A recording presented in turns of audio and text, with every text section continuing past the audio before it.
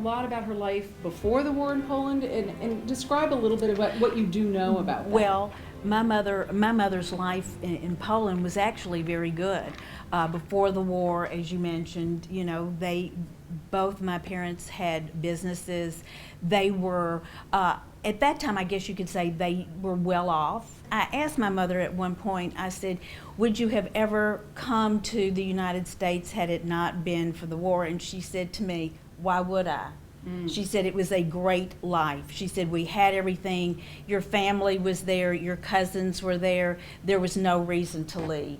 Even now, at 90, it's still very painful for my mother to talk about the war and particularly her family and what everything that she lost. You mentioned that your parents were childhood sweethearts. So how did they end up finding each other after the war? What was that story? My mother used to say you needed a cowbell to find each other, because you were so scattered. Sure. and so few Jews left. And so they were able to reunite after they were liberated, and were told that they really did not need to go back to Poland. There was nothing there for them. That was not where they needed to be, and so they went to Germany. And they were there for 2 years. You had to be sponsored to come to the United States. And so they came to New York, and they came by ship. My mother was deathly sick. My mother would have liked to stay in New York. She did have, cousins there, but there were so many Jewish people there, and that they did not have a sponsor. And the Jewish Community Center in Nashville actually sponsored them to come to Nashville. I'm not sure Mother had any desire to go back to Poland. It was just devastation for her. What was she going back to? Nothing. I mean, that's where her joyous days were, and there was no joy anymore. I remember when I was in Poland, I had called my Bubba to say, where did you guys live? I want to go. And she says, honey, don't go. I said, well, Bubba, why not? When am I going to be in Poland? She says, there's nothing there. So she says, where there was a house, there's now a bank.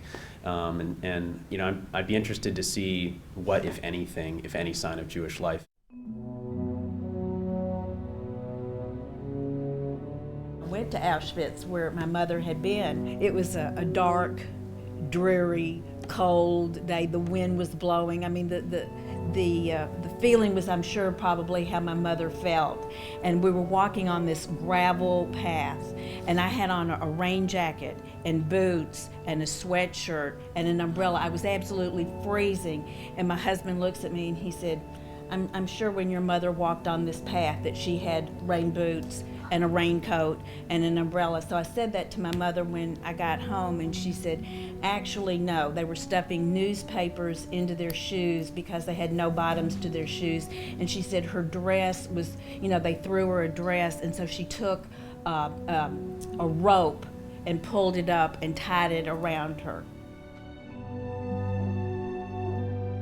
She did not like dogs, and I used to, growing up, my friends had pets, and I said, oh, can I have a dog? No dogs, no dogs. And so I found out why, because when she was in the concentration camp, they had German shepherds that policed, and they would make you come out in the yards at different times, middle of the night, daytime, whatever, and you would have to stand there.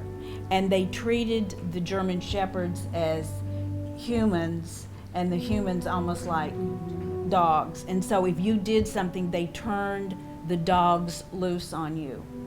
And so my mother, even at 90, still has just a fear of dogs.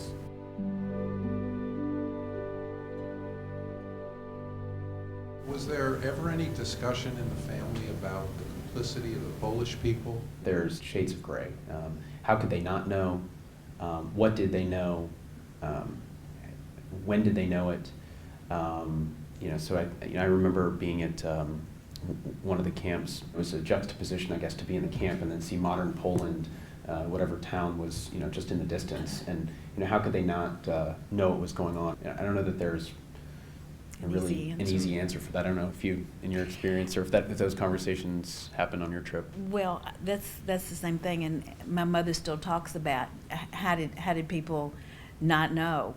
How did, when you see buses and trains leaving and all this going on, and the smell, right? How could you not know that there was something going on? When I'd gone to Poland, there was a lot of stories, right, and family that has been lost. I think the idea of passing it to the next generation shines a light on an opportunity that maybe our family has to, while our Bubba is still here, to capture some more of these stories and get some of these things on film or on tape, and just cherish the time that we have with her.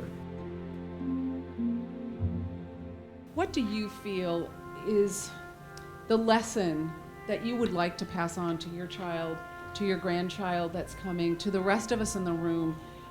What would you like us all to know about your experience, about your mother's experience and your father's experience?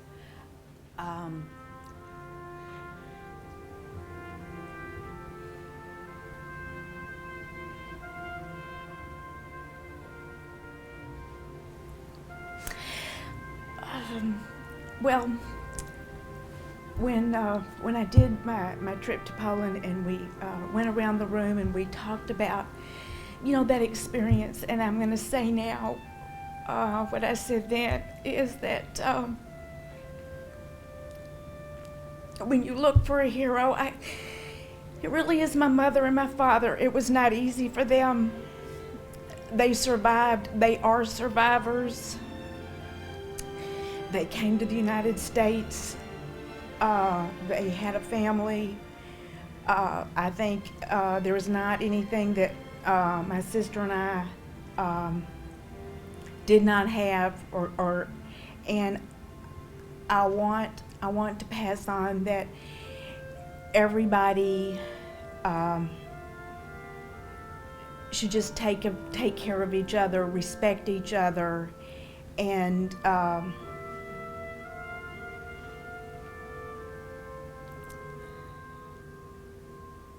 love each other.